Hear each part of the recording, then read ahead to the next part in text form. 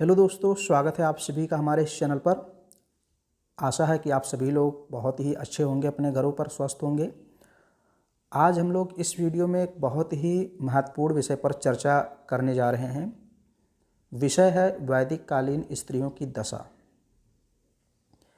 स्त्रियों की दशा वैदिक काल में कैसी थी, उनको किन किन अधिकारों से वंचित रखा गया था, कौन कौन से अधिकार उनको प्राप्त थे, स्त्रियों के जन्म को लेकर समाज का क्या दृष्टिकोण था, स्त्रियों की शिक्षा को लेकर समाज का क्या दृष्टिकोण था, इन सारी चीज़ों पर हम लोग विस्तृत चर्चा करेंगे। देखिए, ये वीडियो जो है वो सभी के लिए सामान्य रूप से उपयोगी है।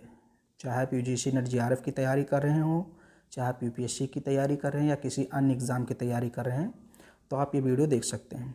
चलिए हम सीधे टॉपिक पर आते हैं। तो हम लोग बात करने जा रहे हैं वैदिक कालीन स्त्रियों की दशा। थोड़ा सा हम वैदिक काल को समझ लेते हैं। देखिए, वैदिक काल या वैदिक सभ्यता जो है सिंधु घाटी सभ्यता के बाद आई है, और सिंधु घाटी सभ्यता को कहा जाता है मात्र सत्तात्मक, और वैदिक सभ्यता को कहा जाता है पितृसत्तात्मक। यानी वैदिक काल में जो सामाजिक व्यवस्था थी वो पितृसत्तात्मक थी। यहाँ का समाज जो था, उसका जो परिवार होता था, समाज में जो परिवार होता था उसका मुखिया होता था, कोई पुरुष होता था। पिता यानी घर का जो मुखिया होता था वो पिता होता था।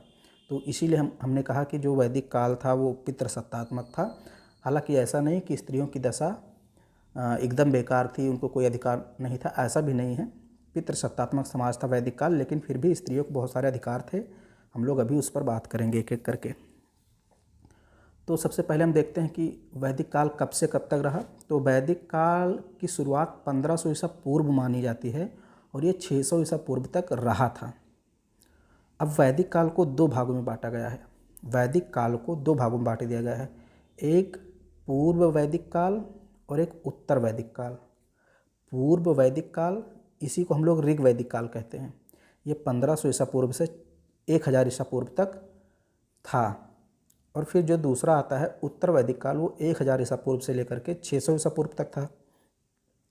तो हम लोग इन दोनों कालों में स्त्रियों की दशा के बारे में अलग अलग अध्ययन करेंगे। पहले देखेंगे पूर्व वैदिक काल में, फिर उत्तर वैदिक काल में, और देखेंगे स्त्रियों की दशा में उनकी स्थिति को लेकर क्या क्या परिवर्तन हुआ, उनके अधिकारों को लेकर क्या क्या परिवर्तन हुआ, कौन कौन से अधिकार कब प्राप्त हुए, किन अधिकारों से उनको कब वंचित किया गया, सारी चीज़ें हम लोग देखेंगे। तो सबसे पहले हम लोग बात करेंगे अब पूर्व वैदिक काल में स्त्रियों की दशा, और हमारा जो टॉपिक होगा इसमें वो होगा पूर्व वैदिक काल में स्त्रियों के जन्म को लेकर समाज का दृष्टिकोण कैसा था। यानी जब किसी स्त्री का जन्म होता था तो उसमें समाज क्या सोचता था, उसको कैसा फील होता था, कैसा महसूस होता था, अच्छा लगता था, बुरा लगता था, खुशियाँ मनाई जाती थी या नहीं, इस चीज़ को हम लोग देखने जा रहे हैं। देखिए, जैसा कि मैंने आपको बताया कि जो वैदिक काल था वो पितृसत्तात्मक सामाजिक व्यवस्था पर आधारित था। तो जब पूर्व वैदिक काल में या ऋग वैदिक काल में किसी घर में पुरुष पैदा होता था, पुरुष का मतलब पुत्र प्राप्त होता था, पुत्र जन्म लेता था, तो उसको बहुत अच्छा माना जाता था, बहुत ज़्यादा खुशियाँ मनाई जाती थी और लोग बहुत ज़्यादा खुश होते थे। तमाम प्रकार के धार्मिक आयोजन होते थे, उत्सव का आयोजन किया जाता था, ढोल नगाड़े जो भी उस समय कार्यक्रम होता था वो करते थे, लोग बहुत ज़्यादा खुशी मनाते थे पुत्र प्राप्ति पर। लेकिन पुत्री प्राप्ति पर वे ऐसा नहीं करते थे, वो दुखी हो जाते थे थोड़ा सा। जैसे ऋग्वैदिक कालीन ब्राह्मण ग्रंथ जो भी हैं, जितने भी ऋग्वैदिक कालीन ब्राह्मण ग्रंथ हैं, उसमें पुत्र प्राप्ति को लेकर के बहुत सारे प्रार्थनाओं का जिक्र किया गया है। मतलब बहुत सारी प्रार्थनाएं की जाती थी, कामना की जाती थी, लेकिन पुत्री प्राप्ति को लेकर के एक भी बार कहीं भी प्रार्थना नहीं की गई है कि हम ईश्वर से प्रार्थना करें कि हमको पुत्री प्राप्त हो जाए। ऐसा ऋग्वैदिक कालीन ब्राह्मण ग्रंथों में ऐसा कहीं भी उल्लेख नहीं मिलता है। दूसरी चीज़, अगर हम ऋग्वेद की बात करें, जो सबसे प्राचीन वेद है, जैसे 4 वेद हैं, ऋग्वेद, अथर्ववेद, यजुर्वेद, सामवेद, तो जो ऋग्वेद है उसमें मंत्र संख्या 10 से लेकर मंत्र संख्या 85 तक में इंद्र देवता से ये कामना और प्रार्थना की गई है कि वधु को 10 पुत्र प्राप्त हों, वधु को 10 पुत्र प्राप्त हों, यानी पुत्री ना प्राप्त हों, 10 पुत्र प्राप्त होने की कामना की गई इंद्र देवता से। मंत्र संख्या 10 से लेकर 85 तक में ऋग्वेद में।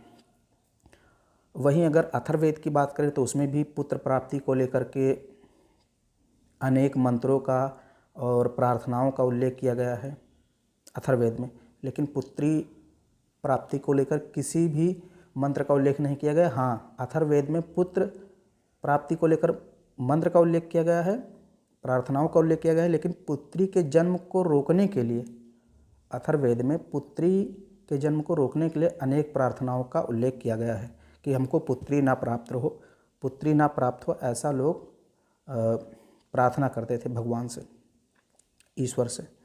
और पुत्री को कृपण के रूप में देखा जाता था। कृपण यानी आप कह सकते हैं एक विपत्ति, एक आपदा, यानी किसी घर में अगर पुत्री प्राप्त होती है तो उसको आपदा समझा जाता था, विपत्ति समझी जाती थी, इसको दुखद समझा जाता था। तो ये जन्म को लेकर पूर्व वैदिक काल में स्त्री के प्रति समाज का दृष्टिकोण था। अब हम बात करेंगे शिक्षा को लेकर स्त्री के प्रति समाज का दृष्टिकोण कैसा था। देखिए, अगर स्त्रियों की शिक्षा को लेकर बात करें तो पूर्व वैदिक काल में स्त्रियों की शिक्षा को आवश्यक माना जाता था। मतलब कहा जाता है कि विवाह करने के लिए उनकी शिक्षा को देखा जाता था। अगर किसी लड़की का विवाह करना है तो उसकी शिक्षा को देखा जाता था कि ये लड़की शिक्षित है कि नहीं। तो यानी कि शिक्षा को आवश्यक माना जाता था। पुरुषों के समान ही स्त्रियों को भी शिक्षा प्राप्त करने का अधिकार था। हालांकि जन्म को लेकर थोड़ा सा दृष्टिकोण लोगों का सही नहीं था, लेकिन शिक्षा को लेकर के ठीक था कि अगर पुत्री पैदा ही हो गई है तो उसको समान रूप से शिक्षा दिया जाता था। अथर्ववेद में उल्लेख मिलता है कि उसको ब्रह्मचर्य व्रत का पालन करने का भी अधिकार था। ब्रह्मचर्य व्रत यानी कि 25 वर्ष तक वो शिक्षा प्राप्त कर सकती, उसको पूरा अवसर मिलता था। और उसका उपनयन संस्कार भी होता था, यानी उपनयन संस्कार का अधिकार भी उसको प्राप्त था। यज्ञोपवीत इसको कहते हैं, उपनयन को यज्ञोपवीत संस्कार भी कहते हैं। यज्ञ करने का भी अधिकार उसको प्राप्त था, चाहे तो अपने पति के साथ यज्ञ करे या फिर स्वतंत्र रूप से भी वो यज्ञ कर सकती थी। ये बहुत बड़ा अधिकार था उस समय स्त्री के लिए, यज्ञ करने का अधिकार। तो यानी कि उसको पुरुषों के समान अधिकार था शिक्षा के क्षेत्र में। जैसे ऋग्वेद में 20 विदुषी महिलाओं का जिक्र मिलता है। विदुषी मतलब विद्वान, 20 विदुषी महिलाओं का जिक्र मिलता है ऋग्वेद में। उसमें मैंने कुछ नाम लिखे हैं, आपको बता देता हूँ, आप लिखना चाहें तो लिख सकते हैं। जैसे विश्वारा, सिकता, निवावरी, घोषा, रोनसा, लोपामुद्रा, अपाला, उर्वशी, ये पूर्व वैदिक कालीन कुछ विद्वान महिलाएं थीं, यानी विदुषी महिलाएं थीं। तो ये उनकी शिक्षा को लेकर मैंने आपको बता दिया, जन्म को। हम लोग कुछ अन्य तथ्य जान लेते हैं स्त्रियों की दशा को लेकर के। जैसे मैंने आपको बताया कि स्त्रियां अपनी पति के साथ यज्ञ कर सकती थीं और स्वतंत्र रूप से भी यज्ञ करने का उनको अधिकार प्राप्त था। बाल विवाह का प्रचलन नहीं था, सती प्रथा का प्रचलन नहीं था। इसको आप बहुत ध्यान से नोट कीजिए और सुनिए। बाल विवाह, सती प्रथा, पर्दा प्रथा, इन सब का प्रचलन नहीं था। विधवा विवाह का प्रचलन था। ये बहुत अच्छी चीज़ है कि अगर किसी स्त्री का पति मर जाता है तो वो फिर से विवाह कर सकती है, यानी कि विधवा विवाह का प्रचलन था। स्त्री के लिए दुहिता शब्द का प्रयोग किया गया है। कन्या के लिए दुहिता शब्द, यानी दुहिता का मतलब दूध दुहने वाली, गाय का दूध दुहने वाली, उसको कहा गया, यानी दुहिता शब्द कन्या के लिए प्रयोग किया गया है। इसको भी लिख लीजिए। अब उस समय जब किसी स्त्री का किसी पुरुष से विवाह होता था तो कहा जाता है दहेज प्रथा का प्रचलन नहीं था। लेकिन एक शब्द आया है वाहतु। वाहतु शब्द स्त्री को दिए गए उपहार के लिए प्रयोग किया जाता था। जब स्त्री का पिता अपनी पुत्री को कोई उपहार देता था शादी में तो उसके लिए वाहतु शब्द का प्रयोग किया जाता था।